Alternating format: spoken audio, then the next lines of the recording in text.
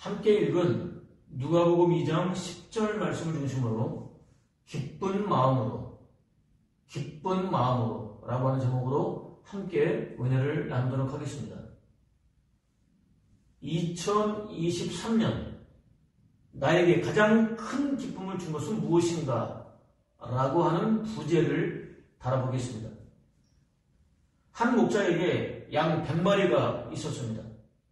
대개 20마리에서 200마리 정도를 가지고 있었던 아라비아 유목민과 300마리 정도를 대규모로 생각하는 유대인들의 관례에 비춰볼 때 그리 많이 치고 있다고 할 수는 없었습니다. 양을 치기 위해서 품꾼을 사서 거느릴 정도로 넉넉하지도 않았습니다. 그 가운데 한 마리를 잃어버렸습니다. 잃다는 파멸하다, 죽다, 손상되다 등의 뜻입니다. 일부러 또는 악한 마음으로 양떼로부터 벗어난 것은 아니었습니다.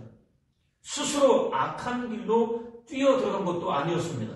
연약했습니다. 무지했습니다. 미련했습니다.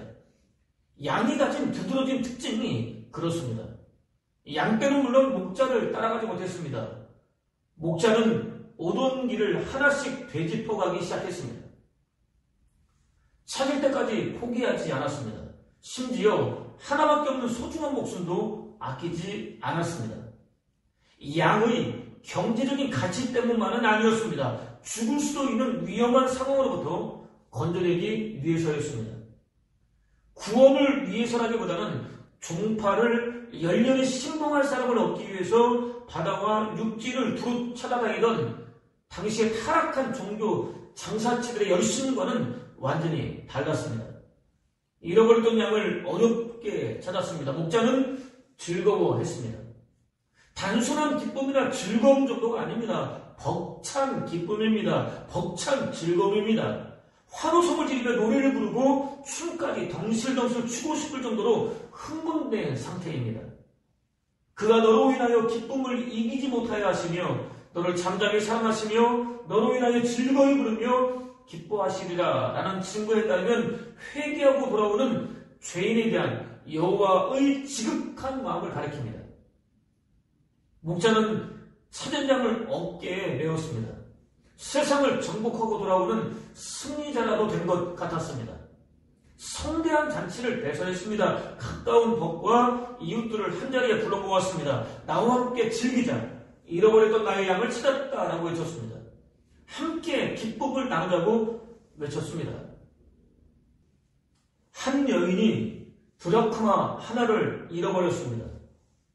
드라크마는 데나리온과 마찬가지로 노동자 하루 품삯에 해당했습니다. 그리 많은 금액이라고 할 수 없습니다. 간과하지 말아야 할 중요한 사항이 있습니다. 유대 여인들에게 있어서 10드라크마는 남편 될 사람에게 받은 결혼 지참금이었습니다. 결혼 반지나 마찬가지였습니다. 줄에 꿰어서 머리를 장식했습니다. 귀중한 재산이었습니다. 소홀히 여길 수 없었습니다. 유사시에 사용할 수 있는 비상금이기도 했습니다. 하나라도 없어지게 된다면 의미가 없었습니다. 어떤 상황에서도 절대로 풀어놓지 않았습니다. 잠을 잘 때도 마찬가지였습니다. 여인은 즉시 등불을 켰습니다. 구석구석 샅샅이 찾았습니다. 찾은 다음에는 환호성을 지렸습니다. 성대한 잔치를 베풀었습니다. 가까이 지내던 벗과 이웃들을 초청했습니다. 나와 함께 즐기자. 잃어버렸던 나의 드라크마를 찾았다라고 외쳤습니다. 자신과 함께 기뻐하며 즐거워하자고 외쳤습니다. 경제적인 가치로 계산해볼 때 쉽게 이해하기 어려운 일입니다. 손해가 분명해 보입니다. 의미로 볼 때는 절대로 그렇지 않습니다. 찾은 드라크마 하나는 돈으로 계산할 수 없습니다. 다른 그 무엇과도 바꿀 수 없을 만큼 소중합니다. 하나님의 거룩한 모양과 형상을 따라 지음받은 인류 곧 저와 여러분의 가치가 그렇습니다. 한 아버지가 둘째를 잃었습니다. 처음 사람들과 마찬가지로 스스로 잃어버린 처지가 되었습니다. 아버지는 단 하도 빼놓지 않고 동구 밖을 바라보았습니다. 둘째가 돌아오기만을 간절한 마음으로 기다렸습니다. 어느 날이었습니다. 산거지 차림의 한 사람이 나타났습니다. 아버지는 단번에 둘째라는 사실을 알아차렸습니다. 신발도 신지 않은 채 맨발로 달렸습니다. 둘째가 미리 생각해 두었던 아버지, 제가 하늘과 아버지 앞에 도무지 용서받을 수 없는, 아니 용서를 구할 수 없는 너무나 큰 죄를 저질렀습니다. 저는 더 이상 아버지의 아들이라고 불릴 자격이 없습니다. 저를 많은 품꾼들 가운데 하나 정도로 삼아주십시오. 그것으로도 충분합니다. 라는 말을 미처 꺼내기도 전에 와락 끌어안았습니다. 아니 둘째의 말을 들여보려고 하지도 않았습니다. 둘째가 회개하기도 전에 이미 용서를 끝내버렸습니다. 입을 바쳤습니다. 무조건적인 용서, 끝없는 용서, 영원한 용서, 완벽한 용서를 선포했습니다. 집에서 가장 좋은 옷을 가져다 입혔습니다. 많은 품꾼들 가운데 하나 정도로 여기지 않았습니다. 가장 귀한 사람으로 대우해 주었습니다. 둘째의 죄를 기꺼이 탕감해 주었습니다. 둘째가 잃어버렸다고 생각했었던 모든 지위와 권리를 완벽하게 회복시켜 주었습니다. 손에는 가락지를 끼워 주었습니다. 자신의 권위와 권한 정보를 둘째에게 위임해 주었습니다. 절대로 잊지 말고 반드시 기억해 두어야 할 정말로 중요한 사실이 있습니다. 아버지는 이미 두 아들에게 재산을 모두 나눠준 상태였습니다. 남아있는 권한은 첫째가 소유하고 있던 재산에 대한 사용권뿐이었습니다. 첫째가 살찐 송아지를 잡아서 동네 잔치를 벌이는 아버지에게 불만을 쏟아놓았던 이유입니다. 자신의 몫으로 보고 싶지도 않은 둘째를 위한 잔치를 베풀어 주었기 때문입니다. 물론 맏아들 되시는 예수 그리스도께서는 다르십니다. 지체 곧 둘째인 저와 여러분이 당신의 권한 전부를 누리도록 기꺼이 허락해 주십니다. 아무튼 아버지는 자신이 가지고 있었던 유일한 권한까지 둘째에게 넘겨 주었습니다. 아버지는 또 둘째의 발에 신을 신겨 주었습니다. 둘째가 그토록 원했던 자유를 허락해 주었습니다. 아버지는 이렇게 옷과 가락지와 신을 통해 둘째를 존귀케 해 주었습니다. 살찐 송아지 곧 둘째가 돌아올 때를 대비해서 사전에 미리 준비하고 또 잘 키우고 있었던 바로 그 송아지를 잡았습니다. 벗과 이웃들을 불러 잔치를 벌였습니다. 우리가 먹고 즐기자. 이 아들은 죽었다가 다시 살아났으며 내가 잃었다가 다시 얻었노라 라고 외쳤습니다. 그 모습을 목격하고 화를 참지 못하는 첫째에게는 너의 이 아우는 죽었다가 살아났고 내가 잃었다가 되찾았으니 즐기며 기뻐하는 것이 마땅하다 라고 말했습니다. 마땅하다는 미완료입니다. 필연성과 긴급성을 내포하고 있습니다. 잔치를 베풀 수밖에 없었다는 변명이 아닙니다. 반드시 환호하고 기뻐해야 하는 것 아니라는 책망입니다. 첫째도 잔치에 참여해야 할 당위성과 함께 돌아온 둘째를 뜨거운 가슴으로 맞아들여야 한다는 요청이 함축되어 있습니다. 세 가지 비유를 통해서 몇 가지 중요한 사실을 확인할 수 있습니다. 먼저 핵심 사실입니다. 잃어버린 양, 잃어버린 드라크마, 잃어버린 아들은 가깝게는 당시 예수 그리스도를 찾아 나왔었던 세리들을 가리킵니다. 죄인들을 가리킵니다. 멀기는 허물과 죄로 죽은 인류를 가리킵니다. 곧 저와 여러분을 가리킵니다. 잃어버렸다 다시 찾았습니다. 둘째는 핵심 감정입니다. 기쁨입니다.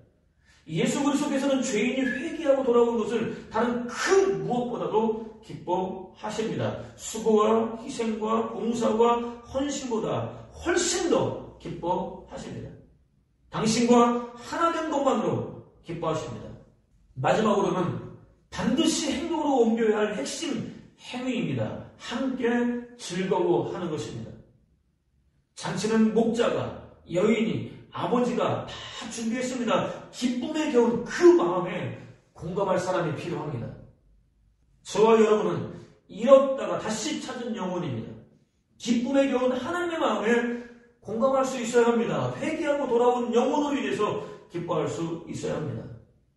오늘 저와 여러분은 예수 그리스도께서 허물과 죄로 죽은 인류, 곧 잃어버렸던 인류를 구원하기 위하여 거룩한 희생제물로 세상에 나타나신 날을 구별하여 기념하는 성탄 축하 예배를 드리고 있습니다. 내가 온 백성에게 미칠 큰 기쁨의 좋은 소식을 너희에게 전하노라 라는 천사의 증거대로 예수 그리스도의 탄생은 인류에게 있어서 더할 나위 없이 큰 기쁨입니다. 더할 나위 없이 좋은 소식입니다. 그렇다면 예수 그리스도의 탄생은 저와 여러분에게 얼마나 큰 기쁨이 되고 있습니까?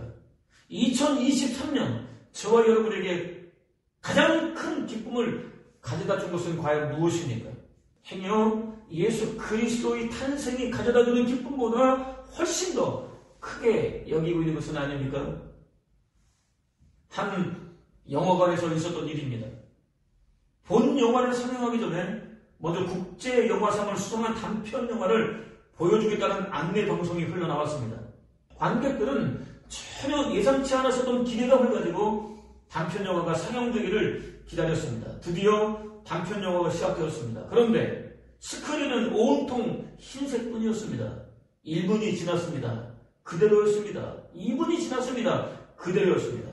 3분이 지나고 4분이 지났지만 마찬가지였습니다. 스크린은 여전히 흰색뿐이었습니다. 사람들은 이것이 국제영화상을 받은 단편 영화라고 스크린 전체가 단지 흰색뿐인데 영화를 시작하기는 한 거야 라고 생각했습니다. 그렇다고 생각을 드러내지는 않았습니다. 더 기다렸습니다. 8분이 지났습니다. 관객들은 지쳤습니다. 하나둘 웅성거리기 시작했습니다.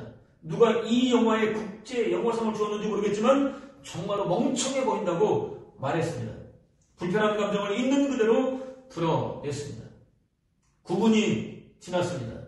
드디어 카메라가 천천히 아래로 움직였습니다. 카메라가 이제까지 천정에 초점을 맞춘 상태로 움직이지 않았다는 사실을 알게 되었습니다. 스크린에는 한 병실이 나타났습니다. 병상에는 20살 청년이 누워 있었습니다. 그는 전신이 마비된 상태였습니다. 손과 다리는 물론 얼굴까지도 전혀 움직일 수 없었습니다. 눈만 유일하게 기능이 살아 있었습니다. 10분이 지났습니다. 청년은 흰색 천장을 평생 바라보아야 합니다. 여러분은 단지 8분 동안 바라보다 지쳤습니다. 라는 말이 흘러나왔습니다. 저와 여러분은 얼마든지 볼 수 있습니다. 얼마든지 말할 수 있습니다. 얼마든지 들을 수 있습니다. 기쁠 때는 얼마든지 웃을 수 있고 슬플 때는 얼마든지 울 수 있습니다. 원하면 어디든지 갈 수 있습니다. 조금만 꼼꼼히 살펴보게 된다면 기뻐할 만한 이유를 얼마든지 찾을 수 있습니다. 사도는 항상 기뻐하라 라고 외쳤습니다. 평안할 때는 물론 감당하기 힘든 어려운 일을 만났을 때도 똑같은 마음으로 기뻐하라고 외쳤습니다. 조사에 따르면 아프지 않고 산다는 전제하에 사람은 평생 26년은 잠을 잡니다. 21년은 일을 합니다. 9년은 먹고 마시며 보냅니다. 5년은 화를 내면서 소비합니다. 3년은 기다리면서 소비합니다. 놀랍게도 웃으며 보내는 시간은 겨우 20일밖에 되지 않습니다. 웃는 시간이 기쁨의 시간이라고 한다면 겨우 20일 뿐입니다. 인생을 80으로 잡았을 때 전체 70만 800시간 가운데 겨우 480시간, 곧 인생의 0.07%밖에는 기뻐하지 않습니다. 너무나 억울한 일이 아닐 수 없습니다. 희로애락에서 희는 기쁨입니다. 락은 즐거움입니다. 둘 다 쾌입니다. 곧 상쾌하고 즐거운 느낌입니다. 락은 고통과 불편이 동반하지 않는 순수한 차원의 쾌입니다. 감각적인 차원의 쾌입니다. 짐승도 얼마든지 느낄 수 있습니다. 희는 정신적인 쾌입니다. 반드시 고통과 불편이 동반하게 되어 있습니다.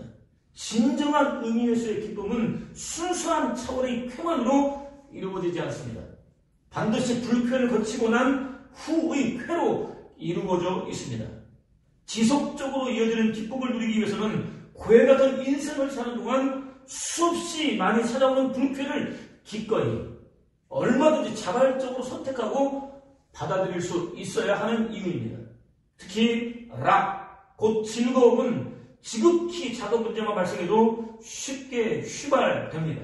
산산이 흩어집니다. 허무하게 사라져버립니다. 반면 희, 곧 기쁨은 자발적으로 선택하는 불길을 통해 한층 깊어집니다. 환난과 시험 속에서도 전혀 변하지 않습니다. 오랫동안 이어집니다. 예수 그리스도를 통해 주어지는 기쁨은 영원히 이어집니다. 이런 의미에서 비록 무화과 나무가 피지 않고 포도나무에 열매가 없으며 감람나무의 수확이 실패하고 밭에 양식이 없으며 양떼가 우리에서 끊어지고 소떼가 없어도 나는 여호와로 인하여 즐거워하리라. 나의 구원의 하나님으로 인하여 기뻐하리라 라는 선지자의 외침은 진정한 희입니다. 즐거움입니다. 저와 여러분 역시 선지자와 같이 외쳤던 경험들을 가지고 있습니다. 그는 농사꾼의 6남매 가운데 막내 아들로 태어났습니다. 2살 때 소아마비를 앓았지만 너무 가난해서 치료 시기를 놓쳤습니다. 후유증 때문에 안전뱅이로 오는 시절을 보냈습니다. 아버지는 그의 장애를 부끄러워했습니다. 술에 취한 날이면 저는 쓸모없는 놈은 제발 좀 갖다 버리라고 외쳤습니다. 폭력을 휘둘렀습니다. 혼자 설 수 없는 그는 기어다녔습니다. 비료 포대 위에 엎드려 한 손으로 땅을 짚고 다른 한 손으로는 포대를 잡아 끌었습니다. 어린 시절 친구는 병아리들, 강아지, 마당에 지천으로 피어있던 꽃들이 전부였습니다. 초등학교는 장애인이라는 이유로 들어가지 못했습니다. 그날 어머니와 그는 교문 밖에서 한없이 울었습니다. 돌아오던 길, 어머니는 등이 업은 아들의 꽁꽁 언 발을 만져주며 따뜻한 말로 아가야 춥지라고 물었습니다. 그날 어머니의 그 한마디는 다른 어떤 말보다 값졌습니다. 어둠 가운데 생명과 빛으로 오신 예수 그리스도께서 하신 말씀 같았습니다. 힘이 났습니다. 그날 이후 어떤 절망 속에서도 희망을 놓지 않았습니다. 11살 때 집을 떠났습니다. 재활원에 들어갔습니다. 굳을 대로 굳어버린 다리를 펴서 보조기를 끼우고 목발을 짚고 걷는 방법을 배우는데 꼬박 2년이 걸렸습니다. 공부는 언제나 1등이었습니다. 추천을 받아 중학교에 들어갈 수 있었습니다. 고등학교 입학 연합고사에는 만점을 받았습니다. 장학금을 받으며 공부했습니다. 서울대학교 수학과에 입학했습니다. 3학년 초 목발을 짚고 무거운 가방을 맨 상태에서 많이 걷다 보니 갈비뼈와 폐가 부딪혔습니다. 폐에 구멍이 났습니다. 당장 수술하지 않으면 죽을 수 있다는 의사의 말을 들은 그는 기도원 구석에 엎드렸습니다. 하나님, 왜 저에게만 이렇게 가혹하신가요? 항상 아프기만 하고 쓸모도 없는 저를 차라리 데려가 주세요 라고 기도했습니다. 동시에 누군가가 부르는 내 모습 이대로 주 받아주소서, 날 위해 돌아가신 주 날 받아주소서 라는 찬송 소리가 들렸습니다. 순간 자아가 완전히 꼬꾸라지며 회개가 터져나왔습니다. 하나님의 주권과 통치권을 인정하게 되었습니다. 자신처럼 연약한 이들에게 희망을 주는 것이 자신을 향한 하나님의 뜻이라는 사실을 깨달았습니다. 이후 미국으로 유학했습니다. 버클리 대학교에서 박사학위를 받았습니다. 카이스트와 서울대학교 교수를 거쳐서 현재는 고등과학원 교수로 재임 중입니다. 온갖 냉대와 차별 속에서도 자신의 인생을 기쁨 공식으로 풀어낸 그는 나는 아파서 누워있는 동안 기도하는 법과 성경 읽는 법을 배웠다. 고통 속에서는 찬양하는 법을 배웠다. 나는 육신의 나약함에 끊임없이 노출되었지만 하나님은 그것을 통해서 약한 데서 강해지는 법을 배우게 하셨다라고 고백했습니다. 또 예수 그리스도께서는 나에게 세상의 모습과 절규를 알려주셨고 과거와 현재를 바라보는 방법을 알게 하셨다. 세상이 나를 죄인 취급할 때 하나님은 나를 변화시키시며 당신이 하실 일을 계획하셨다. 나의 연약함이 하나님의 영광을 나타내는 질그릇이 되게 하셨으며 나를 변화시켜 하나님의 이름과 선하심을 나타내셨다라고 고백했습니다. 특히 그는 가난한 부모를 받아서 자립심을 배웠다며 감사했습니다. 초등학교 입학을 거부당해 스스로 공부하는 법을 배웠다며 감사했습니다. 장애인으로 태어나 모든 순간 하나님을 의지할 수밖에 없었다며 감사했습니다. 시인인 그는 날개 달린 기쁨이여 어디에 내려앉을까? 나무 위에서 두리번거리는 기쁨이여 우리가 당연하게 여기는 모든 감각, 모든 동작에서 기쁨이 우리를 발견하기를 이라고 노래했습니다. 그는 결론 답변서라는 자신의 시를 통해서 우리는 기쁨을 받아들여야 한다. 쾌락 없이는 살 수 있지만 기쁨 없이는, 즐거움 없이는 살 수 없다. 이 세상의 무자비한 용광로 속에서 기쁨을 받아들이려는 고집이 있어야 한다라고 노래했습니다. 그렇습니다. 인생은 누구에게든지 단 한 번밖에는 주어지지 않습니다. 인생은 무엇보다 소중합니다. 충만하게 살고 싶다면 단순한 기쁨이 아니라 고집스러운 기쁨을 가져야 합니다. 자신의 모든 감각과 모든 동작을 통해 기쁨을 나타낼 수 있어야 합니다. 사도가 언제 어디서 어떤 상황을 만나든지 항상 기뻐하라고 외쳤던 이유입니다. 예수 그리스도는 세상 무엇으로도 대신할 수 없는 큰 기쁨이십니다. 이 기쁨을 받아들일 수 있는 은혜를 구하십시오. 고집스럽게 기쁨으로 충만한 삶을 살리고 몸부림칠 수 있는 은혜를 구하십시오. 자신의 모든 말, 자신의 모든 감각, 자신의 모든 동작 속에서 더할 나위 없이 충만한 기쁨을 드러내는 놀라운 삶을 살아낼 수 있는 은혜를 구하십시오.